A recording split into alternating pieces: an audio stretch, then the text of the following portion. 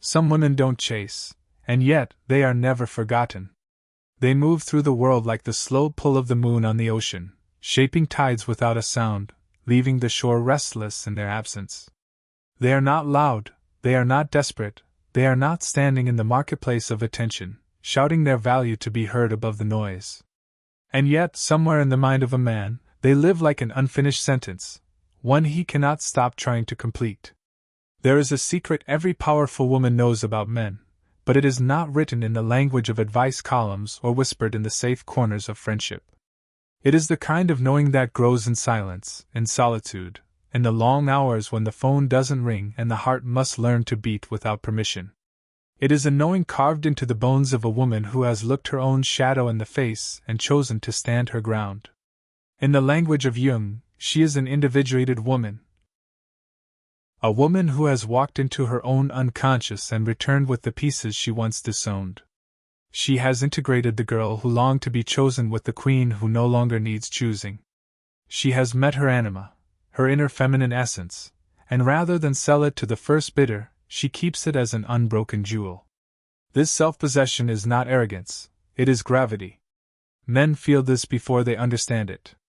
The conscious mind fumbles for explanations, but the unconscious recognizes the pattern instantly. Here is a woman who will not bend her axis around another's orbit. Here is a woman who can walk away without turning to see if he follows. She threatens his unspoken need to be the center of someone's world, and yet, paradoxically, she is the only kind of woman who can hold his fascination beyond the first intoxication. Because a man will not lie awake at night thinking of the woman who has always been there.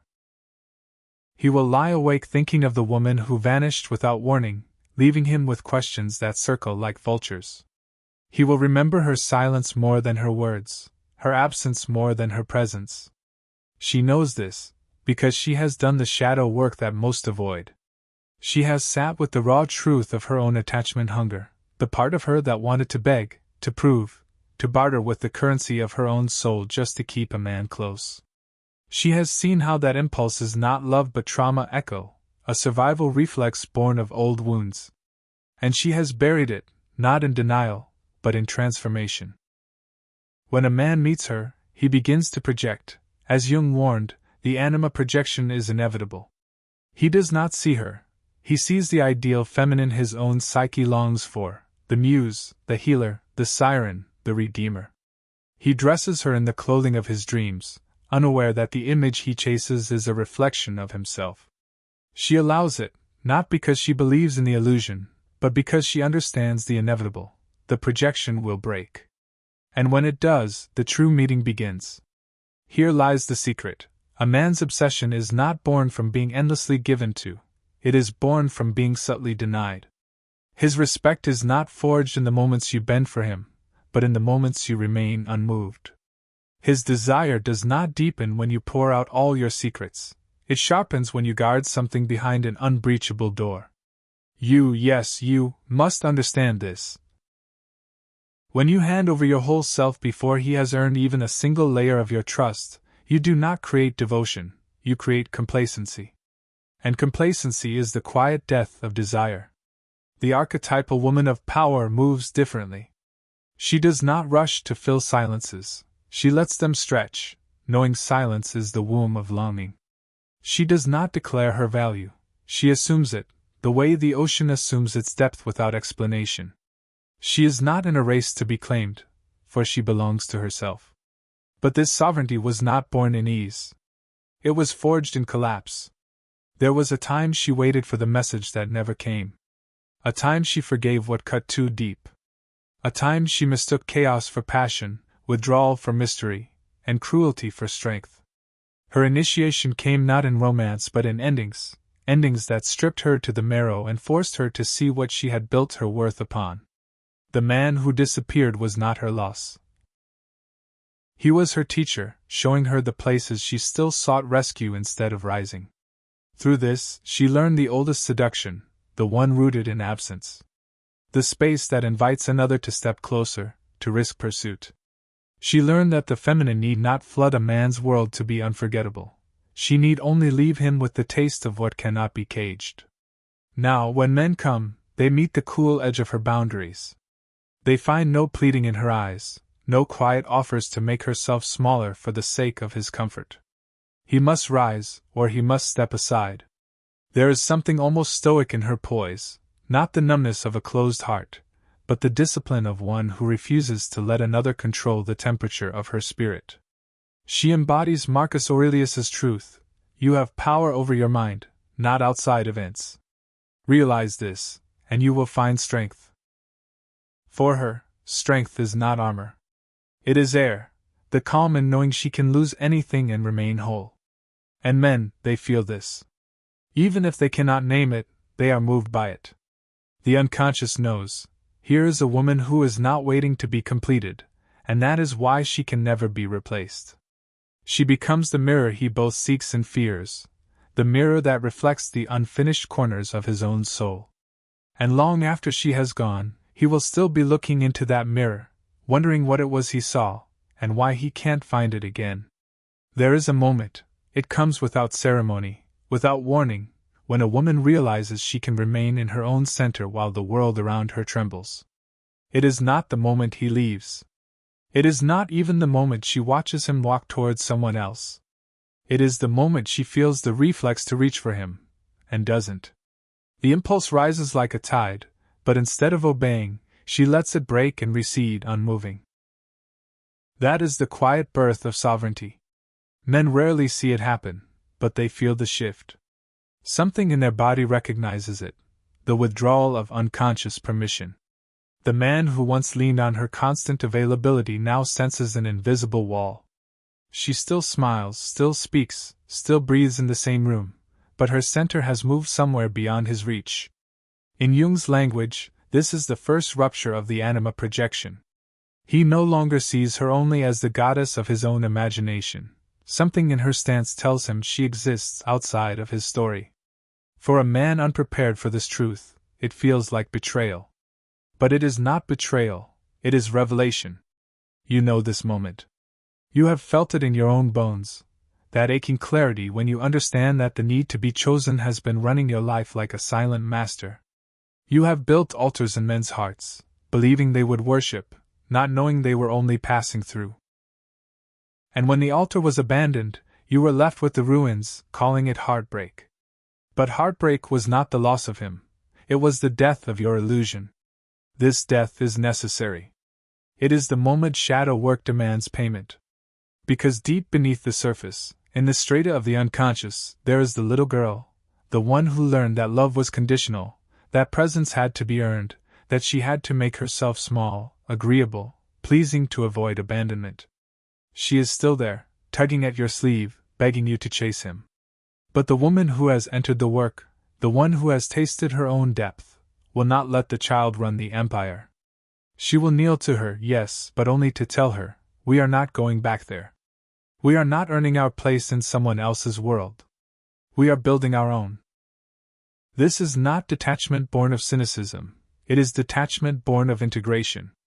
She has gathered her exiled parts, the abandoned self, the silenced self, the unchosen self, and brought them into the light. And in doing so, she has loosened the grip of the old patterns that kept her chained to the same men, the same wounds, the same endings. A man, standing before such a woman, feels a strange friction. On one hand, he wants to know her more, to step closer, to be invited past the gates. On the other, he feels the old controls slipping. She is no longer dancing to the silent music of his expectations. She is not moved by the threat of withdrawal, because she knows she can survive without him.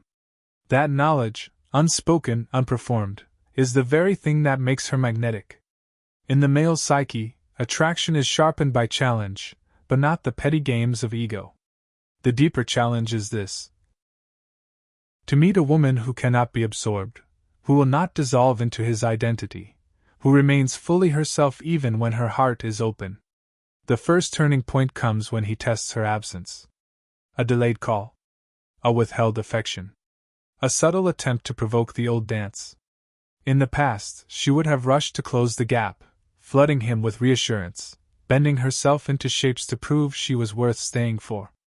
But now, she waits. She lets the gap breathe. The gap is the crucible. This is where his shadow begins to surface.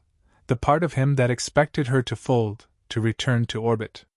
The part of him that needs control to feel secure.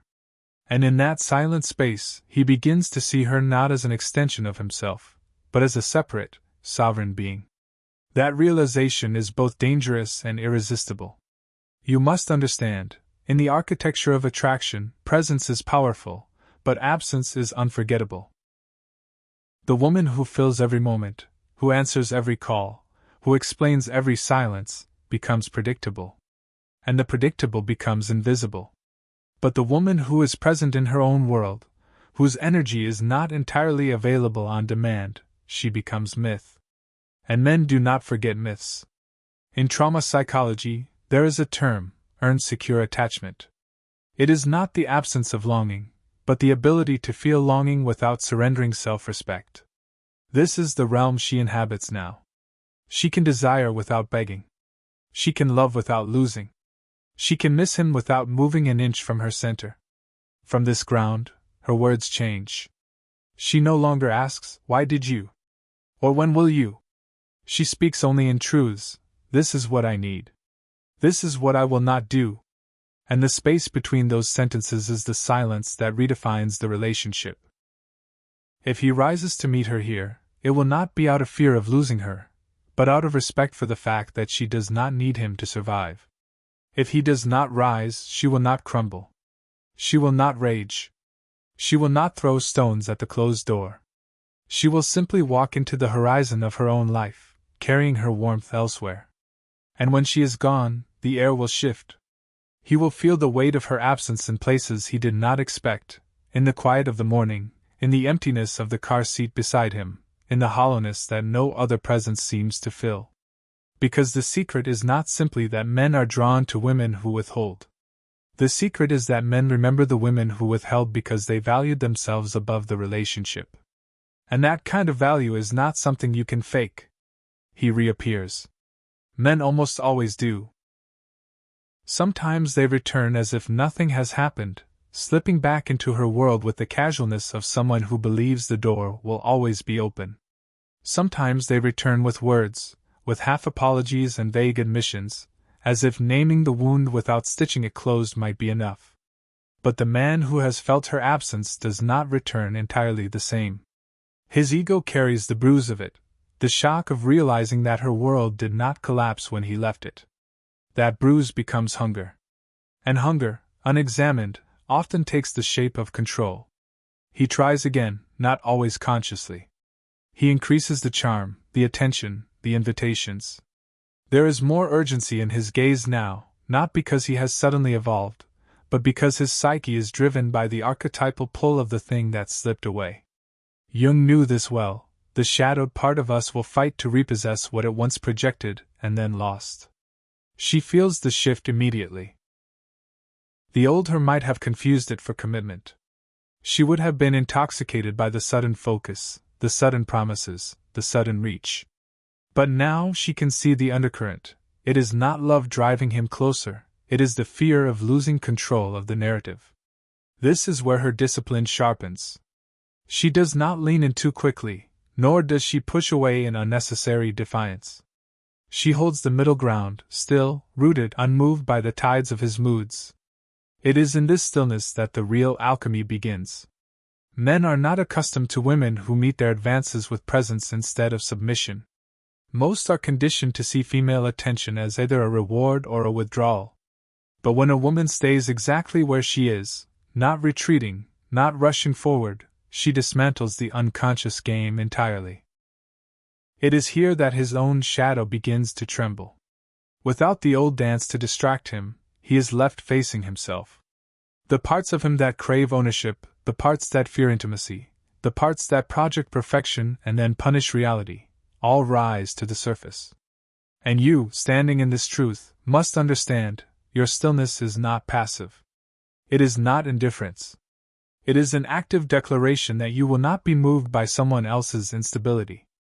In trauma psychology, this is the breaking of the cycle, the moment when the nervous system chooses a different path. No fight, no flight, no fawn. Just rooted presence. The ability to let him come closer without surrendering the boundaries that guard your self-worth. He feels it, though he cannot always name it. The air between you holds a new weight. His words linger, his gaze sharpens, his hands search for a way to bridge the gap, but the gap now has its own life. It is the unspoken truth that she will not collapse back into the girl who needed to be kept. This unsettles him. It unsettles every man who has ever lived in the comfort of a woman's unquestioning devotion. Because when devotion becomes conscious, when it is no longer the reflex of fear but the choice of a sovereign, it changes the balance of power entirely. He will test again. He will push. Not always in cruelty, but in instinct.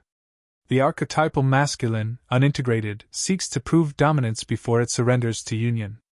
And she, in her poise, will answer each push with the same quiet refusal to abandon herself. This is not about winning. It is not about playing a game. It is about showing, without a single sermon, that her life will continue with or without his alignment. The stillness is her language now. And it says everything. It says, I see you, but I am not here to be conquered. It says, I can love you, but I will not leave myself to do so. It says, your storm cannot move the roots I have grown. In Jungian terms, this is the threshold of individuation, the moment the woman stands in her wholeness without demanding that the man mirror it back to her. She no longer needs him to validate her completeness.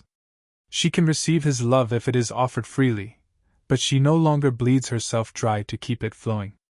The masculine, faced with such a woman, must make his own choice, to rise into his integrated form, or to retreat into the safety of women who will orbit without question.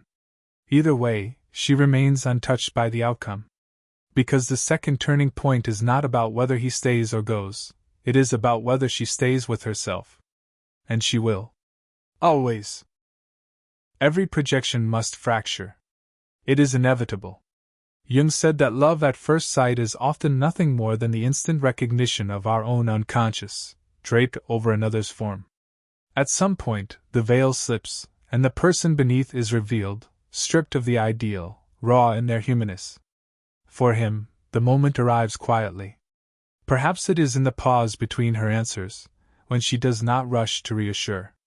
Perhaps it is when she says no without flinching, or when she does not laugh at a joke meant to charm. Perhaps it is in the silence that follows a disagreement, where she does not scramble to repair what she did not break.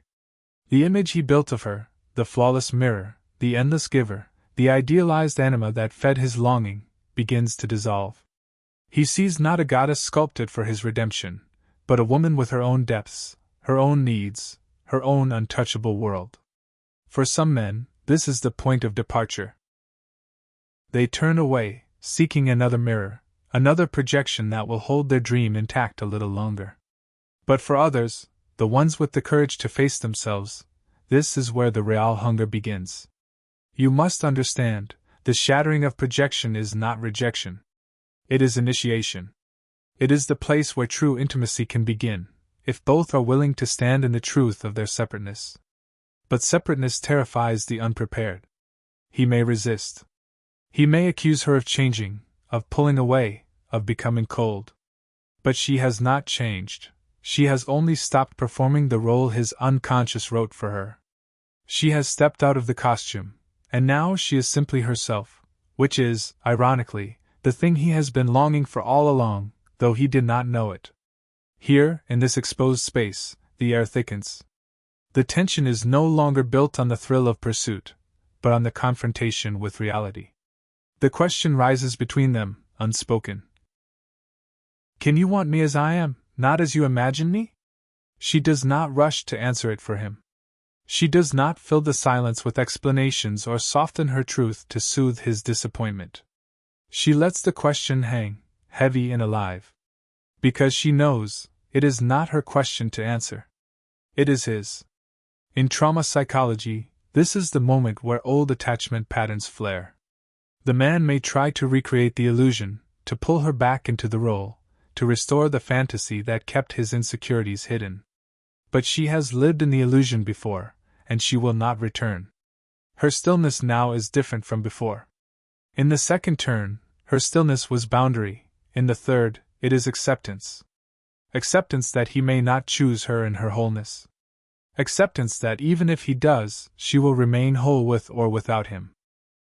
There is no bitterness in her eyes, no triumph in her restraint. There is only the calm of someone who has faced abandonment, and learned that it cannot take from her what she refuses to give away. Men feel this in their bones. They may not name it, but they know they are standing before a woman who is not afraid to lose them. And paradoxically, it is this very absence of fear that makes her irreplaceable. For the man who is ready, the breaking of the projection is the beginning of devotion, not the blind devotion of fantasy, but the conscious devotion of choice. He no longer loves her because she is the dream, he loves her because she is the truth. And truth, once seen, cannot be forgotten. But whether he stays or goes, she remains. She does not close her heart, because her heart is no longer a currency to be traded. She does not armor herself in cynicism, because she has nothing to protect from a loss that is no longer fatal. She knows now, with the certainty of one who has walked through her own shadow, that the deepest secret every powerful woman knows about men is this: a man's love is most alive when he is free to choose it every day, and the only woman who can inspire that freedom is the one who does not need it to survive.